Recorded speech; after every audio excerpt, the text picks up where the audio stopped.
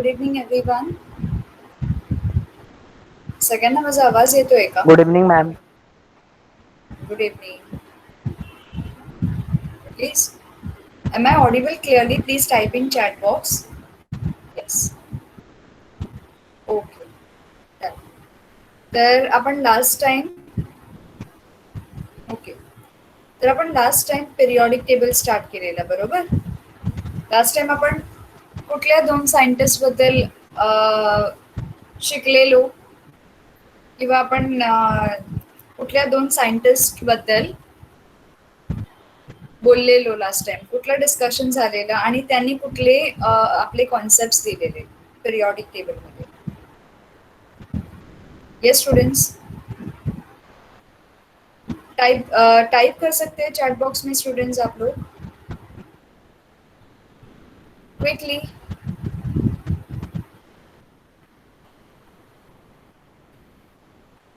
Yes, yes, very good.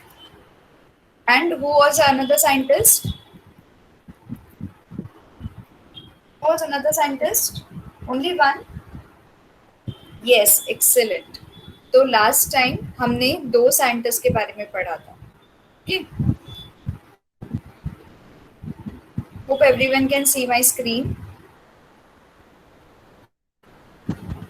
जी हाँ, तो हमने ये देखा था ये पूरा पीरियोडिक टेबल ड्राफ्ट होने के पहले. ओके, ये पूरा पीरियोडिक टेबल ड्राफ्ट होने के पहले दो साइंटिस्ट जो थे, ओके, इनिशियली सबसे पहले डोबेनियर करके थे, उन्होंने हमें ट्रायड्स का कॉन्सेप्ट दिया था. ओके, इन ईयर 1817 जब 1800s में सिर्फ 30 एलिमेंट डिस्कवर हुए थे. ओके, तो वो टाइम पे डोबेनियर ने हमें एक ट्रायड्स का कॉन्सेप्ट दिया था. उन्होंने क्या बताया था ट्रायड्स में, कोई बता सकता है? चैट बॉक्स में टाइप कीजिए इन शॉर्ट फॉर्म. ट्रायड्स में क्या कॉन्सेप्ट बताया था? Quickly students type in your chat box.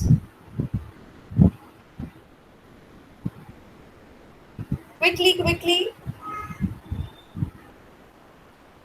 उन्होंने ये बताया था कि 3 एलिमेंट्स का ग्रुप रहेगा. He made group of 3 elements each having similar chemical properties. सबकी केमिकल प्रॉपर्टीज सिमिलर है, राइट? लेकिन उन्होंने ये बताया कि जब आपका एलिमेंट आप उसको अरेंज करते हो इन एटॉमिक मासेस, तो ये क्या बताता है, मिडिल एलिमेंट जो मीन या फिर जो मीन नंबर, मीन क्या होता है आपका first element plus last element, इन दोनों को ऐड करके डिवाइड बाय 2. तो इन्होंने जब मीन निकाला इसका, तो इसको इनको वैल्यू क्या मिली? 23. अब ये 23 क्या है? It is atomic mass of sodium. तो उन्होंने ये प्रेडिक्ट किया कि ये जो फॉर्मूला है ये एप्लीकेबल हो सकता है. लेकिन जैसे वो आगे बढ़ते गए तो इन्होंने ये देखा कि जैसे ग्रुप चेंज होते गया, जैसे केमिकल्स आगे वो लोग देखते गए, जैसे क्लोरीन, ब्रोमीन, आयोडीन में ये वाला जो कॉन्सेप्ट था फेल हो गया यहाँ पे, क्योंकि यहाँ पे इनको मीन मिला 81.2, लेकिन ब्रोमीन का जो एटॉमिक मास है 79.9, थोड़ा सा ऊपर नीचे ठीक है 88.7, पर ये तो बहुत सारा डिफरेंस हो गया. और इसके बाद भी इन्होंने जो भी ग्रुप देखे तो उसमें वो मैच नहीं कर रहा था. तो ये डोबेनियर का ट्रायड का जो कॉन्सेप्ट है वो यहाँ पे फेल हो गया, राइट? फिर उसके बाद हम गए न्यूलैंड्स ऑक्टेव पे. न्यूलैंड्स लॉ ऑफ ऑक्टेव्स क्या बताता है? इन्होंने एक अलग कॉन्सेप्ट का इस्तेमाल किया, सा रे गा मा पा धा नी एंड अगेन सा. तो ये जो फर्स्ट और दूसरा सा है, ओके, इन्होंने ये बताया फर्स्ट सा और उसके नी के बाद जो आने वाला सा, ये दोनों मैच करते हैं. तो इनको इन्होंने डाल दिया इस टेबुलर फॉर्म में. और इन्होंने वेस्टर्न नोट्स भी लिए म्यूजिक के. ओके, इंडियन सब तक तो लिया ही लिया इन्होंने, और साथ में उसको वेस्टर्न म्यूजिकल नोट्स के साथ मैच किया. अभी लास्ट टाइम हमने ये भी देखा था कि जैसे हमारे सप्तक है, उनके यहाँ पे कुछ म्यूजिकल नोट्स हैं जो हमारे म्यूजिकल नोट्स से इंक्लाइन करते हैं, या जो हमारे म्यूजिकल नोट्स से पैरेलल थोड़ा रिलेशन रखते हैं. ओके, सो वैसे ही यहाँ पे इन्होंने हाइड्रोजन से स्टार्ट किया. ओके, यहाँ पे इन्होंने हाइड्रोजन से स्टार्ट किया. हाइड्रोजन से स्टार्ट करने के बाद इन्होंने लिथियम, ओके, ऐसे करते करते ऑक्सीजन पे आने के बाद दोबारा से फ्लोरीन पे आए। तो ये इन्होंने ये नोटिस किया हाइड्रोजन और फ्लोरीन के जो कैरेक्टर्स है ये तो मैच करते हैं, लेकिन सेम जब ये रिपीट किया इन्होंने बाकी सारे एलिमेंट्स के लिए, यहाँ पे क्लोरीन, यहाँ पे कोबाल्ट और निकल, यहाँ पे ब्रोमीन, यहाँ पे कहीं ना कहीं कुछ मैचिंग पॉइंट्स नहीं रहे। यहाँ पे भी अगर आप देखोगे पोटेशियम, कॉपर, इस पे भी मैचिंग पॉइंट्स नहीं रहे। यहाँ पे इनके जो एटॉमिक मासेस थे वो सेम नहीं आते थे, यहाँ पे इनके केमिकल प्रॉपर्टीज थे वो मैच नहीं होते थे। ओके, अगेन ये उनके लिए एक फेलियर जैसा हो गया। ओके, अब ये तो यहाँ पे भी सक्सेसफुल नहीं रहा। उसके बाद जो आज हम देखने वाले हैं, स्टार्ट करने वाले हैं, वो है मेंडलीव्स पीरियोडिक टेबल। अब मेंडलीव जो थे वो रशियन साइंटिस्ट थे, उनका ओरिजिनल नाम था दिमित्री मेंडलीव, और इन्होंने ये periodic table of elements develop किया था। कभी किया था? 1869। ओके, इनका जो पीरियड था बिटवीन 1869 टू 1872, इन 3 सालों में इन्होंने एक पीरियोडिक टेबल का कॉन्सेप्ट डेवलप किया था। It is a most important step in classification of elements. Mendeleev considered the fundamental property of elements, namely atomic mass, as a standard and arranged 63 elements. Initially 1800s में सिर्फ 30 elements हुआ करते थे. By the time Mendeleev study करने लगे 63 elements हो गए. Correct? जैसे मैंने आपको लास्ट टाइम बताया था, आप यहाँ पे हिस्ट्री ऑफ एलिमेंट्स भी देख सकते हो कि कौन से ईयर में कितने एलिमेंट्स इस पीरियोडिक टेबल में हुआ करते थे. So for that purpose, I'll take you down.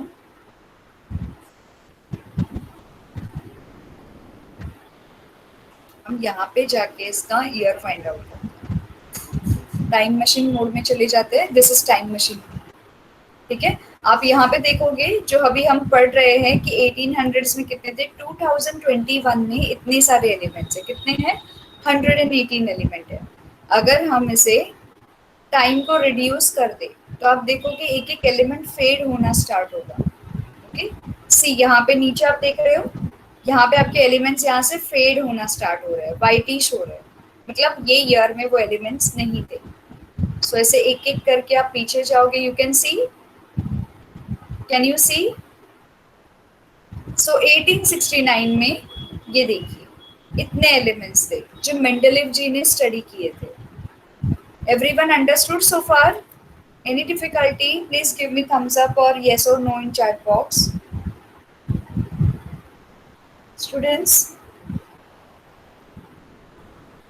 start putting in your responses. कोई भी चुप नहीं बैठेगा. आपको yes, no ये सब लिखना है chat box में. Okay, yes understood. तो 1800s में 1869 में सिर्फ इतने ही एलिमेंट्स थे. उसके पहले 1800s में इससे भी कम थे एलिमेंट्स. तो अगर आप 1800s में जाएंगे, दिस इज, ये इतने ही एलिमेंट्स थे. अगर आप काउंट करेंगे it will be equivalent to 30 elements. 1 2 3 4 5 6 7 8 9 10 11 12 13 14 15 16 17 18 19 20 21 22 23 24 25 26 27 28 29 30, approximately 30 to 32 elements. तो ये 1800s में थे. अब आते हैं हम मेंडलीव जी पे. इन्होंने क्या बताया? इन्होंने भी एलिमेंट्स को एटॉमिक मासेस के साथ अरेंज किया. इनका स्टैंडर्ड अरेंजमेंट हुआ ये.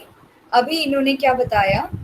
The fundamental property of elements namely atomic masses is a standard and arrange 63 elements known at that time in increasing order of their atomic masses. इन्होंने increasing order में arrange किया. इन्होंने कोई concept follow नहीं किया या इन्होंने यहाँ पे कोई शॉर्टकट यूज नहीं किया. इन्होंने एटॉमिक मासेस इंक्रीजिंग नंबर पे अरेंज किया, like ascending to descending order. Then he transformed this into periodic table of elements in accordance with the physical and chemical properties of elements. तो पहले इन्होंने जोर दिया एटॉमिक मासेस पे, उसके बाद इन्होंने जोर दिया फिजिकल और केमिकल प्रॉपर्टीज. सो मेंडलीव ने ऑर्गेनाइज किया periodic table on the basis of chemical and physical properties of elements. Okay, there were the molecular formula of hydrides and oxides of the elements. अब hydrides और oxides के molecular formula भी इन्होंने डाल दिए. Okay.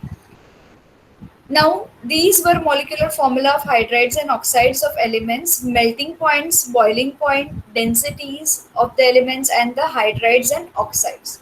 तो इन्होंने क्या किया, सिर्फ हाइड्राइड्स और ऑक्साइड्स के फॉर्मूलाज ही नहीं डाले, हालांकि उनकी डेंसिटीज और एलिमेंट्स के हाइड्राइड्स और ऑक्साइड्स डाले, बॉइलिंग पॉइंट और डेंसिटी तो डाला, उसके साथ उन्होंने ये डाले. Mendeleev found that elements with similar physical and chemical properties repeat after definite interval. तो मेंडलीव जी ने ये देखा जिनकी केमिकल प्रॉपर्टीज सिमिलर है या फिर जिनके फिजिकल प्रॉपर्टीज सिमिलर है वो एक दूसरे के बाद रिपीट होते हैं. तो इन्होंने सिर्फ और सिर्फ एटॉमिक नंबर मास को कंसिडर नहीं किया, इन्होंने केमिकल और फिजिकल प्रॉपर्टीज को भी कंसिडर किया, है ना. तो यहाँ पे अगर आप देखोगे टेबुलर फॉर्म में hydrogen is equal to 1, okay, उसके बाद लिथियम, उसके बाद सोडियम, पोटेशियम, इस तरह से इन्होंने ये प्लॉट किया. ओके, अब यहाँ पे क्या होता है, यहाँ पे अगर आप देखोगे R square O, R O, R square O cube, R O square, ये सारे इनके ये ग्रुप के जो है वो फॉर्मूलाज है हाइड्राइड्स और ऑक्साइड्स के. ओके, यहाँ पे क्या उन्होंने लॉ दिया है, on the basis of this finding Mendeleev stated the following periodic law. उन्होंने क्या पीरियोडिक लॉ में बताया, properties of elements are periodic function of their atomic masses. तो उन्होंने बताया जितने भी प्रॉपर्टीज है इस एलिमेंट के, ओके, इस टेबल में, they all are periodic functions of their atomic masses. तो इन्होंने ये लॉ दे दिया, हालांकि इनका ये स्टेटमेंट पीरियोडिक टेबल के साथ मैच कर रहा था. ओके, ये इनका स्टेटमेंट कहीं ना कहीं पीरियोडिक टेबल के साथ मैच कर रहा था. इन्होंने क्या किया, vertical column in Mendeleev's periodic table are called as groups while the horizontal rows are called as period. ठीक है, ये जो कॉलम्स थे इनको इन्होंने ग्रुप्स बना दिया, इनको ग्रुप का नाम दिया. तो स्टार्ट हुआ ग्रुप 1, ग्रुप 2, ग्रुप 3, 4, 5, 6, 7 और 8. और इन्होंने ये जो हॉरिजॉन्टल रोज थे इनको नाम दिया पीरियड्स. ओके, यहाँ तक सभी को क्लियर है? Any difficulty so far students?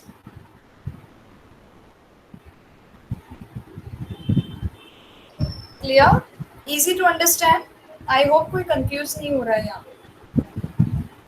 Okay, very good, excellent.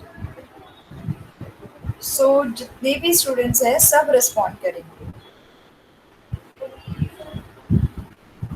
Yes, clear, okay, ठीक है. अब आते हैं हम नेक्स्ट पार्ट. हाँ जी, तो हम क्या बोल रहे थे कि यहाँ पे इन्होंने ये ग्रुप्स और ये पीरियड्स में डिवाइड किया. तो ये जो जितने सारे हमें हमारे सामने जो वर्टिकल कॉलम्स दिख रहे हैं ये सारे ग्रुप्स हो गए, और ये जो हमारे सामने ये जो हॉरिजॉन्टल रोज दिख रहे हैं ये सारे पीरियड्स हो गए, है ना. इसके बाद अब नेक्स्ट पार्ट पे आते हैं.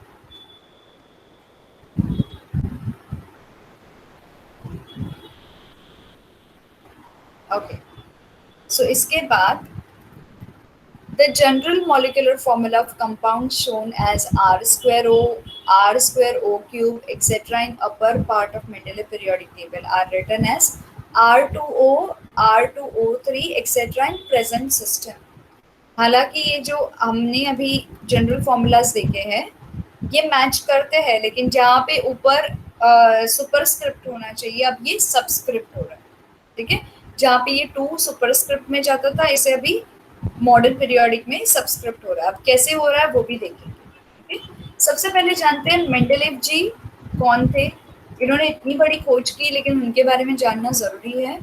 कौन थे, कोण होते हे आणि ह्यांनी एवढा मोठा स्टेप कसा काय घेतला. तर दिमित्री मेंडलीव 1834 ते 1907 साली या ड्युरेशन मध्ये प्रेझेंट होते किंवा या ड्युरेशन मध्ये त्यांचा एरा होता. ते एक प्रोफेसर होते इन सेंट पीटर्सबर्ग युनिव्हर्सिटीमध्ये. त्यांनी separate card for every known element showing its atomic mass बनवलेला. ओके, प्रत्येक कार्डमध्ये त्यांनी प्रत्येक एलिमेंटचा नोन ॲटॉमिक मास मेन्शन केलेला. Okay, he arrange the cards in accordance with atomic masses and properties of the elements. आता यांनी फक्त ॲटॉमिक मासवरती कॉन्सन्ट्रेट नाही केला, यांनी प्रॉपर्टीज ऑफ एलिमेंट्सना सुद्धा कन्सिडर केले. ओके, ज्यामुळे काय झालं, invention of periodic table of elements सुरू झालाय. या टेबल पासून आपण जो पी टेबल आज बघतो आहे, इथून सुरू झाला तो टेबल. ओके, हा जो टेबल आहे ह्याचं सिम्प्लिफाईड व्हर्जन हा आहे. तर मेंडलीव्हने पिरियॉडिक टेबलची किंवा पिरियॉडिक टेबलचं निर्माण केलं. त्यानंतर आता तिकडे पिरियॉडिक टेबलमध्ये तुम्ही पाहत असाल की या पिरियॉडिक टेबलमध्ये काही वॅकंट प्लेसेस पण आहेत, बरोबर. हे बघा, ये सगळे वैकेंट प्लेसेस है. These all are vacant places. Okay, अब ये वैकेंट प्लेसेस रखने का कारण क्या था? There are some vacant places in Mendeleev's periodic table. In some of this places atomic masses are seen to be predicted. Okay, कहीं कहीं मासेस डाले हुए हैं लेकिन एलिमेंट का पता नहीं. And list 3 of these predicted atomic masses along with the group and period. ये हम बाद में करेंगे. Due to uncertainty in names of some of the elements, a question mark is indicated before the symbol in Mendeleev's periodic table. तो कोई कोई जगह पे अगर आप देखोगे क्वेश्चन मार्क है टेबल में, ठीक है, इसका मतलब ये है कि वहां पे उनका अश्योरिटी हुआ नहीं. तो यहाँ पे अगर आप देखोगे, देखिए यहाँ पे डैश करके 68 दिया है, यहाँ पे डैश करके 72 दिया है. तो ये इन्होंने ये जो फॉर्मूला है इसके थ्रू इन्होंने ये बनाया, बट लेकिन उन एलिमेंट्स का नाम तभी पता नहीं था. और अगर क्वेश्चन मार्क की बात करें, यहाँ पे आप देख रहे हो क्वेश्चन मार्क, ये वाला कहीं कहीं क्वेश्चन मार्क भी है. सो ये क्वेश्चन मार्क का जो कॉन्सेप्ट था वो टाइम में क्लियर नहीं था. एक यहाँ पे क्वेश्चन मार्क है, एक यहाँ पे है, एक यहाँ पे भी है क्वेश्चन मार्क, स्टूडेंट्स, है ना. तो ये जो कॉन्सेप्ट था क्वेश्चन मार्क का, तभी वो क्लियर नहीं था, लेकिन उनको पता था कि ये वेट इतना होने वाला. अब आते हैं merits of Mendeleev periodic table. I hope Mendeleev periodic table सभी को क्लियर है, एवरीवन. जब भी लॉ आपसे पूछा जाएगा तो लॉ को ऑल्टर नहीं करना है, किसी के भी लॉ को आप ऑल्टर नहीं करोगे. एग्जाम में लॉ एज इट इज लिखना है. Understood everyone?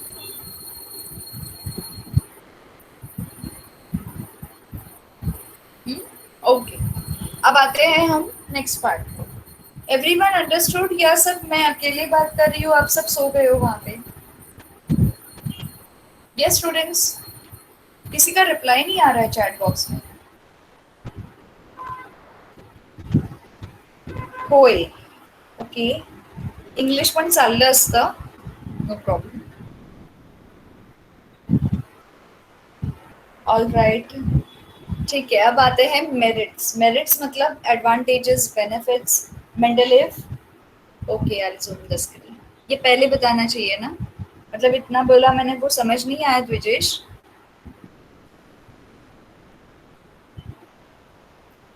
नाउ बेटा, ठीक है ये? All right. तो merits of Mendeleev's periodic table. There is a freedom in science to revise old inferences by using advanced means and methods of doing experiments. Okay? अच्छा, ठीक है. So यहाँ पे हमारे पास एक प्रोग्रेसिव है. We can always take old instances as a inference. मतलब हम पुरानी हादसों को या पुरानी स्टोरीज को हम एज ए इन्फरेंस या फिर रेफरेंस मटेरियल करके ले सकते हैं और नई एक्सपेरिमेंट्स के साथ जोड़ के उसे एडवांस बना सकते हैं. ये कैरेक्टर्स है साइंस के जो हम मेंडलीव के पीरियोडिक टेबल से देख सकते हैं. मेंडलीव जी ने इनके प्रीवियस जो साइंटिस्ट थे उनका वर्क स्टडी किया था, ठीक है. ये स्टडी करने के बाद जो उनसे गलतियां हुई थी उनको ओवरकम किया और ना कि सिर्फ एटॉमिक मास पे कॉन्सेंट्रेट किया, उनके फिजिकल और केमिकल प्रॉपर्टीज पे भी कॉन्सेंट्रेट किया. और इस कॉन्सेंट्रेशन के साथ उन्होंने अपना पीरियोडिक टेबल डेवलप किया. अब while applying the law of properties of elements, our periodic function to their atomic masses to all known elements, Mendeleev arranged the elements with the thought that information available till then was final, but it could not change. As a result of this, Mendeleev's periodic table demonstrates the following merits. Mendeleev जी ने सिर्फ present का नहीं सोचा, future के बारे में भी सोचा. ओके, यहाँ पे उन्होंने सिर्फ प्रेजेंट इंफॉर्मेशन को लेके प्रेजेंट का नहीं सोचा. उन्होंने ये देखा आगे जाके अगर मुझे नए एलिमेंट्स मिले या न्यू एलिमेंट्स इन्वेंट हुए या न्यू एलिमेंट्स डिस्कवर हुए, सॉरी, और न्यू एलिमेंट्स को अगर पीरियोडिक टेबल में ऐड करना हो तो पीरियोडिक टेबल में प्लेस होनी चाहिए और जो प्रॉपर्टीज है वो मैच भी होनी चाहिए. ये उनका मानना था. तो उन्होंने अपने लॉ के साथ, ये उनका लॉ है, अब properties of elements are periodic function of atomic masses, ये मेंडलीव जी का लॉ है. ठीक है, तो इस लॉ को फॉलो करते हुए उन्होंने फ्यूचर का भी सोचा. ओके, और उन्होंने प्लेसेस छोड़े और साथ में क्वेश्चन मार्क्स भी छोड़े जो एलिमेंट उनको पता नहीं. ठीक है, अब पहले पॉइंट पे आते हैं. इनका एडवांटेज एक तो ये रहा कि इन्होंने फ्यूचर के बारे में सोचा. दूसरा ये था atomic masses of some elements were revised so as to give them proper place in periodic table. तो जो atomic masses थे elements के उसको अच्छे से रिवाइज किया, ओके, ताकि उसको periodic table में place मिल जाए. For example, the previously determined atomic mass of beryllium 14.09 was changed to correct value 9.4 and beryllium was placed before boron. Okay, तो अभी हम एक सेकेंड के लिए उनके पीरियोडिक टेबल पे चलते हैं. बेरिलियम को बोरॉन के पहले प्लेस किया और उनके एटॉमिक मास में भी करेक्शन किया. जो 14.09 मास था पहले, उसको करेक्ट करके 9.4 बना दिया. ओके, कैसे करेक्ट किया? इस तरह से करेक्ट किया. ये जो आप देख रहे हो बेस फॉर्मूलाज उसके, इनको इस्तेमाल करके बेरिलियम का मास करेक्ट किया. ओके, तो अगर हम यहाँ पे देख रहे हैं बेरिलियम कहाँ पे दिख रहा है आप सबको? ये ब्रोमीन है, बेरिलियम ये देखिए, it is placed before boron. B stands for boron, okay, and BE stands for beryllium.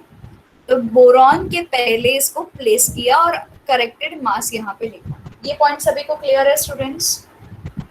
Everyone, I am highlighting on each and every point, तो आप सभी को क्लियर होना ही चाहिए. Responses, students, add your responses.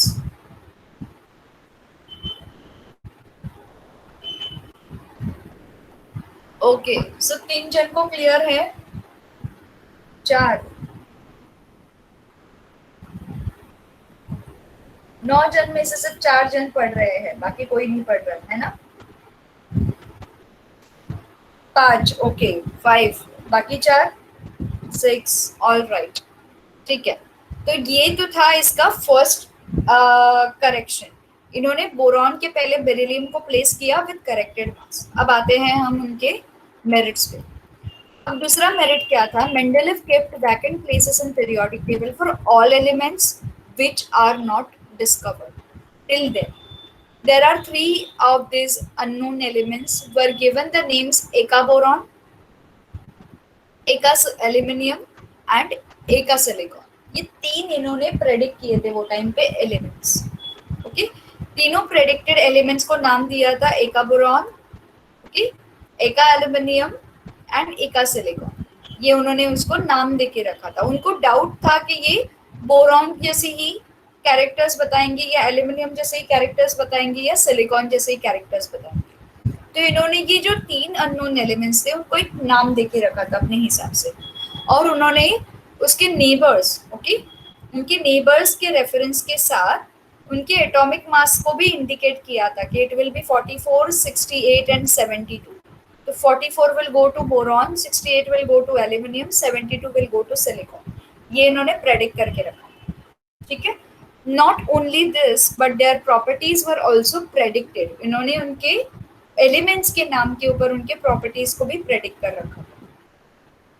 Later on, these elements were discovered and named as scandium, gallium, and germanium, respectively. Okay, जो एका boron था उसको स्कैंडियम नाम दिया गया। हालांकि उनका प्रेडिक्शन बहुत सही था मेंडेलीव जी का। उन्होंने ये प्रेडिक्ट करके ये बताया कि वाकई में 3 एलिमेंट्स डिस्कवर होने वाले थे। ओके, पर लेकिन उनका नाम थोड़ा डिफरेंट रहा। बोरॉन को स्कैंडियम नाम दिया, एका एल्यूमिनियम को गैलियम नाम दिया और सिलिकॉन को जर्मेनियम का नाम दिया। These properties of this element matched well with those predicted by Mendeleev. Okay, ये जो प्रॉपर्टीज थे ये मैच हो गए जो मेंडेलीव जी ने प्रेडिक्ट किए थे। And due to this success, all were convinced about importance of Mendeleev's periodic table.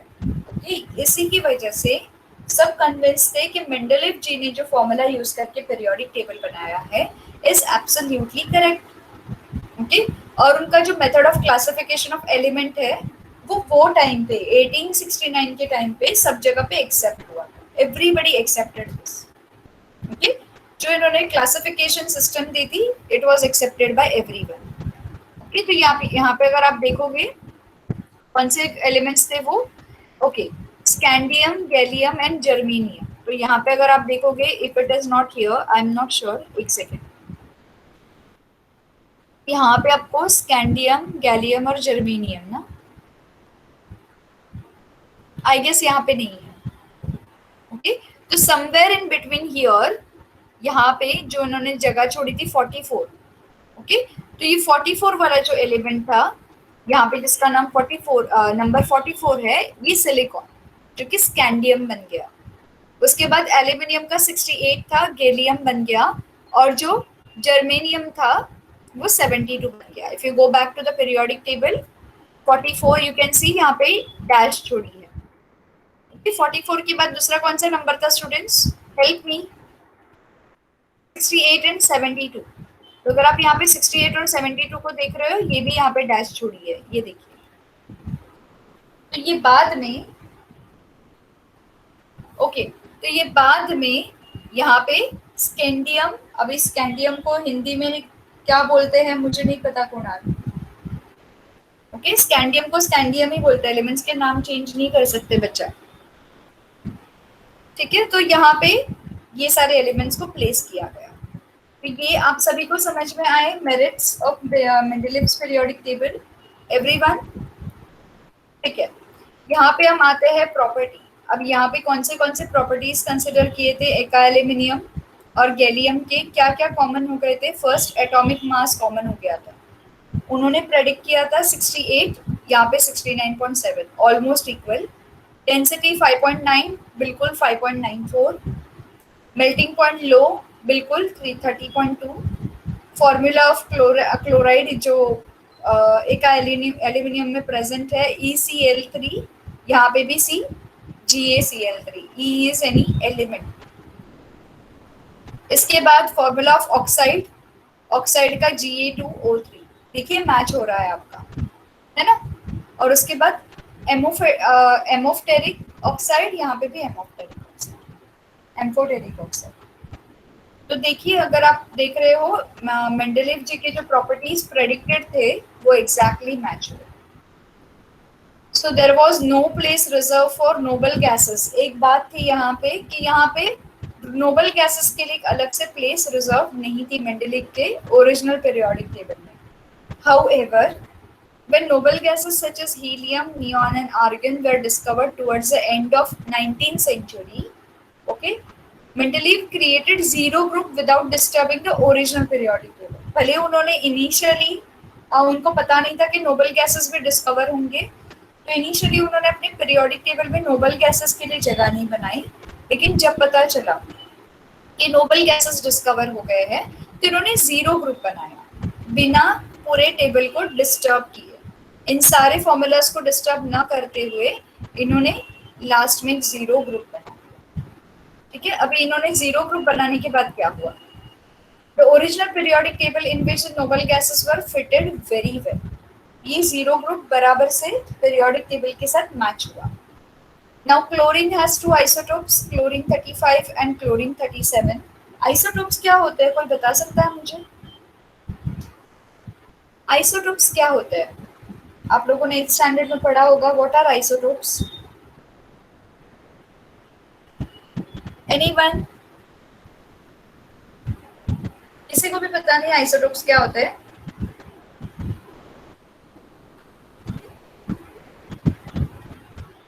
Okay, आज ही आपका होमवर्क है।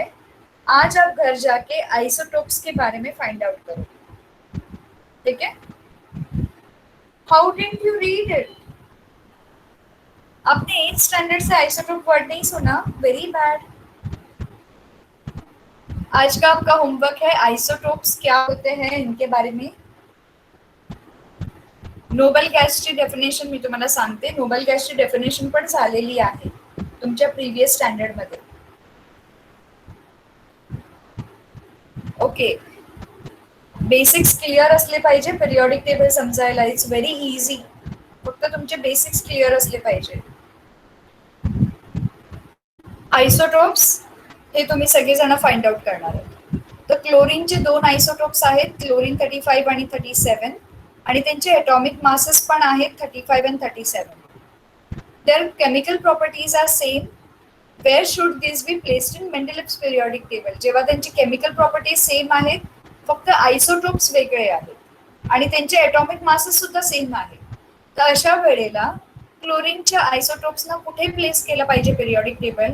हा एक त्यावेळेला पेज पडलेला. ओके, तर त्यावेळेला एवढं डेव्हलप नव्हतं की या फॅक्टरला ते कॉन्सन्ट्रेट करते. तर या सगळ्या गोष्टींवरती कॉन्सन्ट्रेट केल्यानंतर, हे वाचल्यानंतर मग आले मेरिट्स, नंतर डीमेरिट्स पिरियॉडिक टेबलचे. ओके, मग जसे मेरिट्स झाले त्याच्यानंतर मग डीमेरिट्स आले, डिसएडव्हान्टेजेस आले की काय चुका होऊ शकतात या पिरियॉडिक टेबलमध्ये, अजून काय केले किंवा अजून काय करायची गरज आहे. The whole number of atomic masses of the elements cobalt and nickel is the same. Okay? जे कोबाल्टचे आणि निकेलचे जे एटॉमिक मासेस आहेत, होल नंबर ते दोन्ही सेम आहेत. Therefore, there was an ambiguity regarding the sequence in Mendeleev's periodic table. Cobalt आणि nickel मध्ये confusion झालेलं की ते कुठे प्लेस केले पाहिजे. दोघांना एकत्र प्लेस नाही करू शकत. ओके, दुसरं झालं isotopes were discovered long time after Mendeleev put forth the periodic table. Periodic table बनवल्यानंतर आयसोटोप्स मागून डिस्कवर झाले. Okay, as the isotopes have same chemical properties but different atomic masses, a challenge was posed in placing Mendeleev's periodic table. आता या isotopes कडे chemical properties same आहे, फक्त त्यांच्या मास मध्ये फरक आहे, एटॉमिक मासेस मध्ये फरक आहे. त्यामुळे यांना कसं प्लेस केलं पाहिजे आणि कुठे प्लेस केलं पाहिजे, बरं का? ऑल राईट, आताच गुगल वरती बघून शोधून काढलं आहे की नाही Aditya? Yes, very good Aditya. Isotopes are 2 or more types of atoms that have same atomic number, and yes, along with that not only same atomic number, अजून काय असतं? त्यांचे केमिकल प्रॉपर्टीज सेम असतात. ओके, त्यांचे एटॉमिक नंबर सेम असतात, फक्त त्यांचे atomic masses वेगवेगळे असतात. ओके, फक्त त्यांचे एटॉमिक मासेस थोडा फरक असतो, म्हणून आपण त्यांना आयसोटोप्स म्हणतो. आयसोटोप्स म्हणजे काय असेल? एकाच फॅमिली मधले 2 सिबलिंग्स, जसे भाऊ बहीण, same DNA, same characters. Okay, फक्त जेंडर मध्ये फरक, किंवा 2 भाऊ, एज मध्ये फरक थोडा, सेम DNA, सेम कॅरेक्टर्स. तसंच हे आयसोटोप्स असतात. क्लोरीनचे आयसोटोप्स, क्लोरीनच्या फॅमिलीमध्ये किती आयसोटोप्स होऊ शकतात, त्याला आपण आयसोटोप्स म्हणतो. A challenge was posed in placing them in Mendeleev's periodic table. आता आयसोटोप्सचा प्रश्न या इकडे उभा राहिला. त्यानंतर अजून एक प्रश्न काय उभा राहिला? When elements are arranged in increasing order of atomic masses, the rise in atomic mass does not appear to be uniform. It was not possible, therefore, to predict how many elements could be discovered between 2 heavy elements. जर का आपण increasing atomic masses मध्ये arrange केला कुठल्याही गोष्टीला, okay, तर या table मध्ये काय झालं? राइज इन एटॉमिक मास इकडे युनिफॉर्म नव्हता, म्हणजे जो स्ट्रेट असा स्लोप गेला पाहिजे तो वर खाली असा होऊन जात होता. ओके, आणि it was not possible to predict how many elements could be discovered between two heavy elements. जर का दोन हेवी एलिमेंट्स आले, ओके, तर त्याच्यामध्ये किती एलिमेंट्सची डिस्कवरी बाकी आहे ते प्रेडिक्ट करणं शक्य नव्हतं याच्यामध्ये. ओके, तुमच्या स्कूलमध्ये पण हाच टॉपिक चालला आहे. बरं, चांगली गोष्ट आहे. तर तुमचं रिव्हिजन सुद्धा झालं, बरोबर? All right. त्याच्यानंतर हे एक झालं. त्याच्यानंतर आता पोझिशन ऑफ हायड्रोजन. हायड्रोजनची position. Hydrogen shows similarity with halogens group 7. For example, the molecular formula of hydrogen is H2, while molecular formula of fluorine and chlorine are F2 and Cl2 respectively. In the same way, there is similarity in chemical properties of hydrogen and alkali metals. Group 1 म्हणजे hydrogen group 7 मध्ये fall होतो, पण त्याची जी properties आहेत group 1 बरोबर match होते, alkaline metals बरोबर match होते. हे आपल्याला ते पिरियॉडिक टेबल मधून कळालेलं आहे. ओके, आता आपण दुसऱ्या पार्ट घेऊया. There is a similarity in molecular formula of compounds of hydrogen alkali metals. आता अजून एक सिमिलॅरिटी काय मिळाली की इथे hydrogen alkali metals like sodium, potassium etcetera were formed with chlorine and oxygen. म्हणजे एक सिमिलॅरिटी तयार झालेली जेव्हा या मेटल्सना क्लोरीन आणि ऑक्सिजन बरोबर फॉर्मेशन मध्ये पाहिल्यानंतर. On considering above properties, it cannot be decided whether correct position of hydrogen is group of alkali metals or the group of halogens. इकडे कन्फ्युजन तयार झालेलं की हायड्रोजनची जी प्रॉपर्टी आहे ग्रुप 1 मध्ये प्लेस केली पाहिजे की ग्रुप 7 मध्ये प्लेस केली पाहिजे. ओके, अल्कलाइन मेटल्स मध्ये प्लेस केली पाहिजे की त्यांना हॅलोजन्स बरोबर प्लेस केली पाहिजे. तर हे एक कन्फ्युजन इकडे तयार निर्माण झालं. ओके, आता इकडे बघा, कंपाऊंड्स ऑफ हायड्रोजन तुम्ही जर पाहाल इकडे, तर इकडे तुमच्याकडे HCl, H2O, H2S.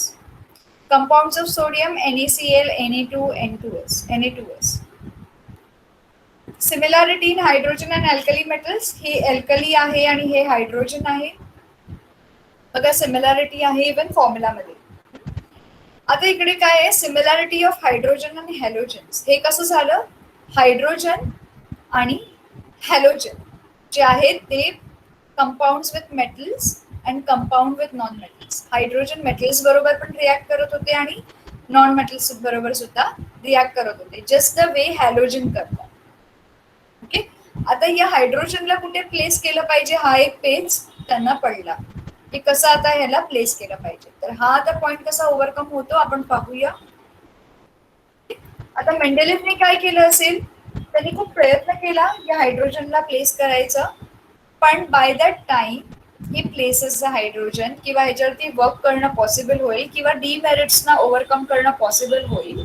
ओके, त्यावेळेला एवढी टेक्नॉलॉजी नव्हती किंवा एवढा अभ्यासक्रम नव्हता की त्याच्यामध्ये ते लगेच सक्सेस मिळू शकेल. पण त्या काळामध्ये एक अजून आले सायंटिस्ट ज्यांचं नाव होतं हेनरी मॉझली. ओके, 1913 साली. 1913 साली एक इंग्लिश सायंटिस्ट आले, त्यांनी सुद्धा सेम स्टडी केली आणि त्यांनी काय सांगितलं की जे आपण डेमॉन्स्ट्रेशन पाहिलंय पिरियॉडिक टेबलमध्ये ते उत्तम आहे, ओके, खूप सुंदर आहे, पण त्याला आपण अजून बेस्ट बनवू शकतो. कसं बनवू शकतो? The scientific world did not know anything about interior of the atom. ॲटमच्या आतमध्ये काय आहे ते सायंटिफिक वर्ल्डला माहीतच नव्हतं. When Mendeleev put forth the periodic table, scientific वर्ल्डना फक्त पिरियॉडिक टेबल माहिती. आता periodic table for example hydrogen, हायड्रोजनच्या ॲटम मध्ये काय आहे इकडे माहीतच नव्हतं. तर त्यावेळेला काय झालं, त्यावेळेला ॲटम्स कसे दिसतात त्याबद्दल सुद्धा स्टडी केली. ओके, फॉर एक्झाम्पल हायड्रोजन पाहिला तुम्ही इकडे, हायड्रोजनचा ॲटम असा दिसतो. त्याच्यानंतर तुम्ही स्कॅन्डियम वर जाल, स्कॅन्डियम असा दिसतो. ओके, त्याची जी S block, P block, D block हे सगळे जे डायमेन्शन्स आहेत ते त्या काळी आले जेव्हा मोझलीने अजून ह्याच्यावरती स्टडी करून त्यांचे स्ट्रक्चर स्टडी केले की आपण ह्याला इम्प्रूव्ह कसं करू शकतो. ओके, तर इकडे When Mendeleev put forth the periodic table, after the discovery of electrons, scientists started exploring relation between electron number and atom. इलेक्ट्रॉनचा नंबर आणि ॲटम मध्ये काय समानता आहे, ओके, आणि त्यांचा ॲटॉमिक नंबर कशावरती बेस्ड आहे याच्यावरती त्यांनी अभ्यास करायचा सुरू केला. The atomic number in Mendeleev's periodic table only indicates serial number. जो atomic number वापर केलेला आहे मेंडलेव पिरियॉडिक टेबल मध्ये तो फक्त सिरियल नंबर इंडिकेट करतो एलिमेंटचा. ओके, त्यांनी एक्झॅक्टली ॲटॉमिक नंबर कसा आला काय आला ते मेन्शन नाही केलेलं आहे. त्यांनी ॲटॉमिक नंबरला सिरियल नंबर कन्सिडर करून त्याला वापर केलेला. आता 1913 साली इंग्लिश सायंटिस्ट हेनरी मोझली आले. त्यांनी डेमॉन्स्ट्रेशन केलं with the help of experiments using X-ray tube आणि atomic number. यांनी atomic नंबरला सिरियल नंबर वापर केला, पण यांनी जे आहे एक्सरे ट्यूब आणि atomic नंबरचा वापर करून त्या एलिमेंट कुठे करस्पॉन्ड होतात to positive charge on the nucleus और number of protons in the nucleus of the atom of that element. ते यांनी या एक्सपेरिमेंट मधून हे पाहिलं की जो पॉझिटिव्ह चार्ज आहे तो कुठे करस्पॉन्ड होतो, किंवा एलिमेंटचा जो पॉझिटिव्ह चार्ज आहे तो न्यूक्लियसवर करस्पॉन्ड होतो का प्रोटॉन्स वरती करस्पॉन्ड होतो.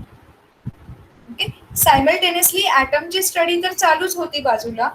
ओके, अजून सायंटिस्ट जे होते ते ॲटमवर स्टडी करतच होते, पण हेनरी मोझलीने ॲटमला रेफरन्स घेतला, कारण की प्रत्येक एलिमेंटमध्ये ॲटम खूप गरजेचं आहे. Without atom you do not have element, बरोबर.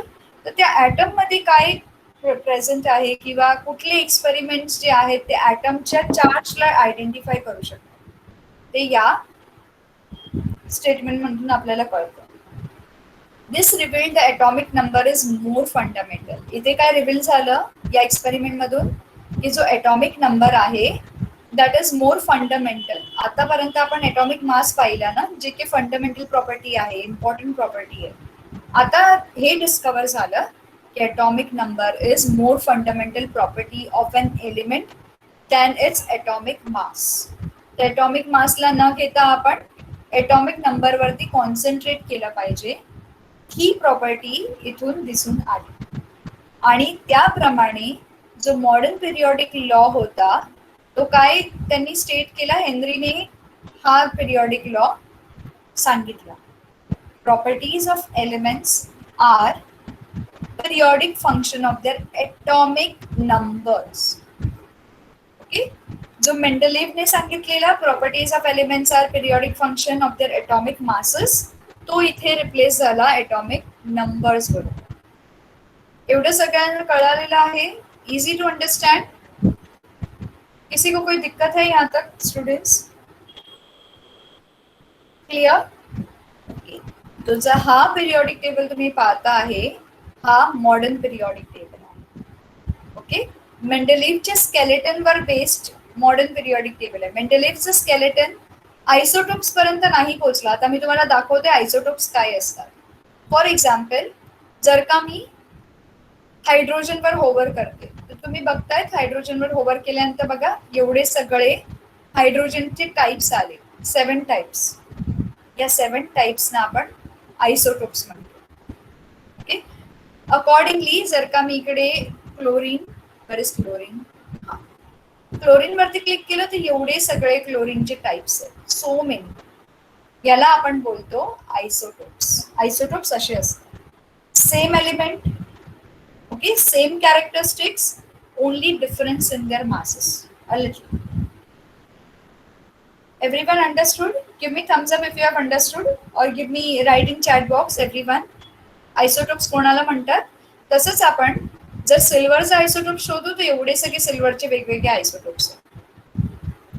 हे सगळे आयसोटोप्स तुम्हाला उपयोगी पडतात वेगवेगळे एलिमेंट्सना बनवण्याकरता. Okay, all right. आता इकडे जे इलेक्ट्रॉन्स आहेत, इलेक्ट्रॉन्सवर येऊया परत एकदा. आता ह्यामध्ये तुम्हाला कसा ॲटम दिसला पाहिजे, त्याचं स्ट्रक्चर कसं असलं पाहिजे. फॉर एक्झाम्पल, जर मी क्लोरीन बघेन तर हा क्लोरीनचा ॲटम आहे. ओके, क्लोरीनचे इलेक्ट्रॉनिक कॉन्फिगरेशन कसे असले पाहिजे हे सगळे येणार. जो एलिमेंट मी सिलेक्ट करणार तो इकडे हायलाइट होणार आणि त्याचे कॅरेक्टर्स इकडे डिस्प्ले होणार. ते सध्या तुम्हाला नाहीये, तुम्हाला हायर स्टँडर्ड्स मध्ये हे स्टडी करायला येते. ओके, तर आता आपण इकडे येऊया. हे समजलं सगळ्यांना लॉ, मॉडर्न पिरियॉडिक टेबल आणि मेंडेलिव्हज पिरियॉडिक टेबल मध्ये फरक समजलाय सगळ्यांना?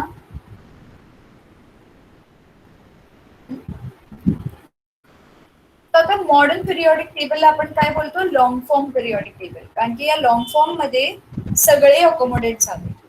ओके, इलेक्ट्रॉन्स अकोमोडेट झाले, आयसोटोप्स अकोमोडेट झाले, नोबल गॅसेस अकोमोडेट झाले, सर्व काही या पिरियॉडिक टेबल मध्ये अकोमोडेट झाले, म्हणून आपण ह्याला बोलतो लॉंग फॉर्म पिरियॉडिक टेबल. आणि माहितीये लास्ट टाइम मी तुम्हाला प्रश्न विचारलेला की ही जी ग्रुप आहे इकडे सेपरेटली अरेंज काय आहे, ही इकडे अरेंज का नाहीये.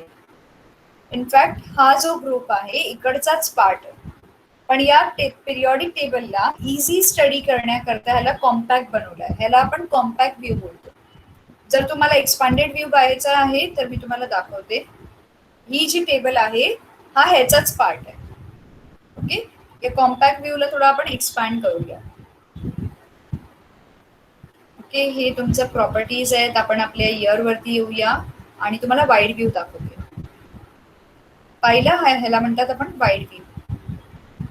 समजलं सगळ्यांना? हा वाईड व्ह्यू आहे. जे खालचे दोन ग्रुप्स होते लॅन्थेनाइड्स आणि ऍक्टिनाइड्स हे इकडे ऍडजस्ट झाले बघ. Understood everyone? हा, म्हणून ह्याला आपण लॉंग फॉर्म पिरियॉडिक टेबल म्हणतो, खूप मोठा, पण त्याला कॉम्पॅक्ट व्ह्यू मध्ये अरेंज केलाय. याप्रमाणे हे आले आपले लॅन्थेनाइड्स आणि ऍक्टिनॉइड्स. हे बघा, लॅन्थेनॉइड्स आणि ऍक्टिनॉइड्स. ओके, आता याला परत आपण कॉम्पॅक्ट व्ह्यू मध्ये आणूया. हा, हे आपला कॉम्पॅक्ट व्ह्यू आला तुमचा ओरिजिनल पिरियॉडिक टेबल जो तुम्ही स्टडी करताय. Understood everyone? Easy?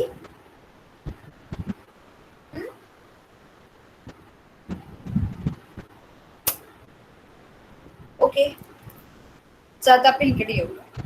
The classification of elements resulting from an arrangement of elements in an increasing order of their atomic numbers. Increasing order. Okay, 1, 3, 4, 11, 12, 19, 20, 37, 38, so on.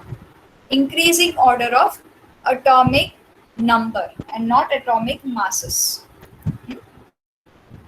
The modern periodic table is also called long form periodic table. The properties of elements can be predicted more accurately with the help of modern periodic table on the basis of atomic numbers. यामध्ये जास्त accuracy आपल्याला मिळालेली आहे. In modern periodic table, the elements are arranged in accordance with their atomic number. Okay? As a result, most of the drawbacks of Mendeleev's periodic table appeared to be removed automatically. जेव्हा ह्याला periodic elements या एलिमेंट्सना periodic numbers मध्ये हे केलं, तसं तर त्यांची जी possibility होती किंवा एरर्स होते मेंडेलिव्हचे, जे डीमेरिट्स होते ते ऑटोमॅटिकली इकडून रिमूव्ह झाले.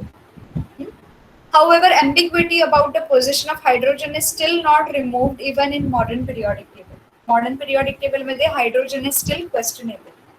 Okay? तर त्यांनी काय केलं, मॉडर्न पिरियॉडिक मध्ये हायड्रोजनची जी जागा होती ती तशीच ठेवली, त्याला चेंज नाही केली. We have seen in previous standard that electronic configuration of atom, the way in which the electrons are distributed in the shells around the nucleus. Okay? ह्याच्याबद्दल तुम्ही 9th स्टँडर्ड मध्ये ऑलरेडी स्टडी केलेत. वेगवेगळे shells जे आपण इथे पाहिले, हे shells आहेत. तुम्ही इलेक्ट्रॉन्स मध्ये जाल, हे सगळे शेल्स आहेत, हे तुम्ही ऑलरेडी स्टडी केले. S block, P block, D block, हे सगळे वेगवेगळे शेल्स आहेत. तर ह्याच्यामध्ये okay, the way in which electrons are distributed in shells around the nucleus is determined by the total number of electrons in it. And total number of electrons in an atom is the same as the atomic number. J atomic number असेल तेवढेच atoms electron ह्याच्यामध्ये असतील, element मध्ये असतील. Okay, तेवढेच electrons त्या element मध्ये असतील. The relation between atomic number of an element and its electronic configuration is clearly seen in modern periodic table. इसको अगर शॉर्ट में बात करनी जाए तो इसका मतलब ये है कि अगर क्लोरीन की बात करें यहाँ पे 17 है, करेक्ट, तो आपके ये जो 17 इलेक्ट्रॉन्स है ये इस एक्सपैंडेड स्टेट में अरेंज्ड है। ओके, आप वैलेंसी बोलते हो ना, एनर्जी लेवल्स 2, 8 और 7 इस फॉर्म में अरेंज्ड। ठीक है, तो ये मॉडर्न पीरियोडिक टेबल में क्लियरली दिखाई देता है। अब structure of modern periodic table क्या है? मॉडर्न पीरियोडिक टेबल में 7 horizontal rows are called as periods, that is 1 to 7. Similarly 18 vertical columns हमने मेंडलेव के पीरियोडिक टेबल में देखा था, कॉलम्स 8 थे। जब तक के मॉडर्न पीरियोडिक टेबल का ये हुआ, डेवलपमेंट हुआ, तब तक 18 ऑलरेडी वर्टिकल कॉलम बन चुके थे। कैसे बन चुके थे? उतने इन्वेंट होते गए एलिमेंट्स। ठीक है, तो जैसे हमने देखा था 1 to 7 हॉरिजॉन्टल रोज रह गए, ये आपके 1 to 7 आपके हॉरिजॉन्टल रोज रह गए और ये पूरे आपके पीरियड्स बन गए। सभी को समझ आया यहाँ तक स्टूडेंट्स? आपके 18 वर्टिकल कॉलम्स जो ग्रुप्स बन गए, ये आपके पीरियड्स हुए, ऐसे हॉरिजॉन्टल रोज आपके पीरियड्स हुए, और ये जो है 1 2 3 4 ये ग्रुप्स हुए और ये पीरियड्स हुए। ठीक है, इसके बाद the arrangement of the periods and groups results in formation of boxes. Atomic numbers are serially indicated in upper part of these boxes. Each box correspond to place of one element. हर एक box की जगह हर एक element ले लेता है। ठीक है, apart from this 7 rows, 2 rows are shown separately at the bottom. In 7 rows के बाद ये 2 रो यहाँ पे और ऐड किए, जो कि कुछ भी नहीं है, इन दोनों 7 rows का पार्ट ही है। ये 6 रो यहाँ पे कोइंसाइड होती है और ये 7th रो यहाँ पे कोइंसाइड होती है। 6 रो यहाँ पे होती है, 7th रो यहाँ पे होती है। ठीक है, so these are called as lanthanide series and actinide series respectively. There are 118 boxes in periodic table including 2 series. Okay, it means that there are 118 places for elements in modern periodic table. Very recently formation of few elements was established experimentally and thereby modern periodic table is now completely filled. Okay, अभी modern periodic table में जगह बची नहीं है, सारे 118 elements अभी discover हो चुके हैं। The entire periodic table is divided into 4 blocks. कौन से 4 ब्लॉक्स है? ये ब्लॉक्स। एस ब्लॉक, अगर आप एस ब्लॉक को देख रहे हो, ये सारे एस ब्लॉक एलिमेंट्स है। ओके, दूसरा ब्लॉक कौन सा है? T block, D block and F block. So ये आपका पी ब्लॉक है, ये सारे आपको राइट हैंड साइड में दिखेंगे पी ब्लॉक एलिमेंट, ये आपके डी ब्लॉक एलिमेंट्स और ये आपके एफ ब्लॉक एलिमेंट्स। ये चारों ब्लॉक आप सभी को क्लियर हो गए students? S block, P block, D block and F block. Easy to understand students? किसी को कोई डिफिकल्टी है? ओके, ये चैप्टर ट्रिकी है, लेकिन अगर आप समझोगे इसको अच्छे से, आपको बिल्कुल भी इसमें परेशानी नहीं आएगी। Very easy and interesting. अब the S block groups contains 1 and 2। अभी एस ब्लॉक में क्या आता है? 1 और 2 ग्रुप्स आते हैं। अगर आप एस ब्लॉक को देखोगे, देखिए यहाँ पे 1 ग्रुप और 2 ग्रुप आए हैं। उसके बाद हमारे पास groups 13 to 18 constitute P block element. अगर आप पी ब्लॉक पे होवर करोगे, यू कैन सी 13 to 18 यहाँ पे सारे के सारे 13 to 18 सब पी ब्लॉक में फॉलो हुए। उसके बाद अगर आप देखोगे, the groups 3 to 12 constitute D block. D block की बात करें तो हमको 3 से 12 ग्रुप जो है वो डी ब्लॉक में जाएंगे। और अल्टीमेटली एफ ब्लॉक, जिसे हम लैंथेनाइड और एक्टिनाइड सीरीज बोलते हैं, वो आपको यहाँ पे दिखाई पड़ेगा। Understood everyone? Okay, the D block elements are called transition elements. D block elements को हम ट्रांजिशन एलिमेंट्स बोलते हैं। और यहाँ पे a zigzag line can be drawn in P block and periodic table. इस पी ब्लॉक में और इस डी ब्लॉक में एक zigzag लाइन भी ड्रॉ कर सकते हैं पीरियोडिक टेबल। ओके, वो zigzag लाइन हम देखेंगे क्या बोलते हैं उसे।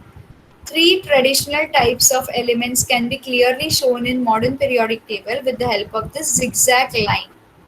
The metalloid elements lie along the border of this zigzag line.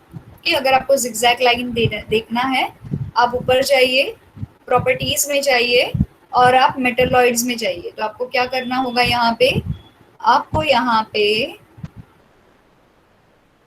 Original states में आना होगा। मेटलॉइड्स, ये आपकी जिगजैग लाइन है, सभी को दिखाई दी? ये जिगजैग लाइन है, एक thin line between your metals and non metals. Okay, इसी जिगजैग लाइन की बात हो रही है। All metals lie on left side of zigzag line while all non metals lie on right side of zigzag line. तो अगर आप देखोगे सारी मेटल्स आपको जिगजैग लाइन के लेफ्ट में मिलेंगे और सारी नॉन मेटल्स आपको राइट में मिलेंगे, बीच में आपको ये जिगजैग लाइन मिलेगी। ठीक है, so this was all about your modern periodic table. अब मॉडर्न पीरियोडिक टेबल का इलेक्ट्रॉनिक कॉन्फ़िगरेशन, ग्रुप्स, ये हम नेक्स्ट लेक्चर में देखेंगे। Is that okay with everyone students? I hope ये टॉपिक आपको समझ में आया और पसंद भी आया। Easy to understand, clear? कोई डिफिकल्टी हो तो प्लीज मैसेज बॉक्स में डालिए। Everyone sure? No doubt? 100% clear? Very good, excellent. Okay, तो हम यहाँ पे हमारा सेशन आज के लिए रोक देते हैं।